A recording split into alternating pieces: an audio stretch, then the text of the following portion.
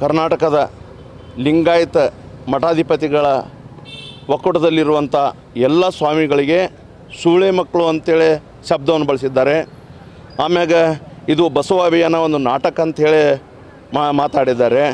ಅದನ್ನು ಕುರಿತು ನಾವು ಮೊನ್ನೆ 17ನೇ ತಾರೀಕಿನ ದಿವಸ ಮಾನ್ಯ ಜಿಲ್ಲಾಧಿಕಾರಿಗಳ ಮುಖಾಂತರ ಕರ್ನಾಟಕ ಸರ್ಕಾರಕ್ಕೆ ಈ ಧಾರವಾಡ ಜಿಲ್ಲೆಯಲ್ಲಿ ಬರಬಾರ್ದಂತ ಮನವಿ ಕೊಟ್ಟಿದ್ದೀವಿ. ಆದರೂ ಕೂಡ ಈ ನವಂಬರ್ 5ನೇ ತಾರೀಕಿನ ದಿವಸ ಈ ಧಾರವಾಡ ಜಿಲ್ಲೆ ಅಣ್ಣಿಗೇರಿ ತಾಲೂಕಿನ ಹಳ್ಳಿಕೆರೆ ಗ್ರಾಮದಲ್ಲಿ ಒಂದು ಕಾರ್ಯಕ್ರಮ ಇದೆ. ಆ ಕಾರ್ಯಕ್ರಮದಲ್ಲಿ ಅವನ ಆಮಂತ್ರಣ ಪತ್ರಿಕೆಯಲ್ಲಿ ಅವ್ರ ಹೆಸರಿದೆ. ಅವರು ಬರೆದಂಗೆ ನೋಡ್ಕೋಬೇಕಂತ ನನ್ನ ಮನವಿಯಾಗಿದೆ. ಮತ್ತು ಅವ್ರು ಬಂದ್ರೆ ನಮ್ಮ ಲಿಂಗಾಯತ ಎಲ್ಲ ಸಮಾಜ ಕೂಡಿ ಅಲ್ಲೇ ಹಳ್ಳಿಕೆರೆಗೆ ಹೋಗಿ ನಾವು ಪ್ರತಿಭಟನೆ ಮಾಡ್ತೇವೆ.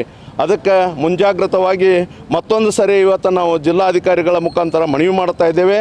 ಅವನಿಗೆ ಇಲ್ಲಿ ಧಾರವಾಡ ಜಿಲ್ಲೆಯಲ್ಲಿ ಬರ್ಲಂಗೆ ತಾವು ನೋಡ್ಕೋಬೇಕು.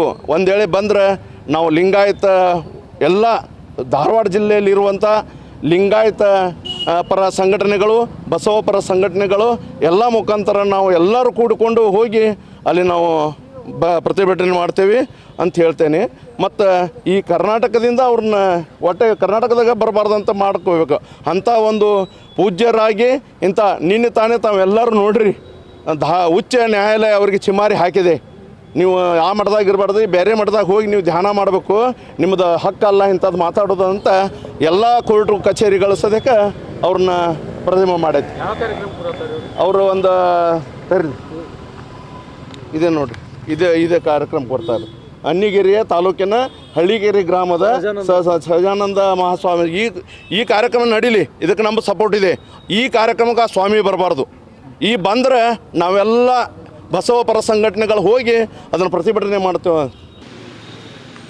ಸರ್ ಇದನ್ನ ಇಟ್ಕೊಳ್ಳಿ ಸರ್, ಪೋಸ್ಟರ್ ಐತೆ, ಪೋಸ್ಟರ್ ಇಟ್ಕೊಳ್ಳಿ.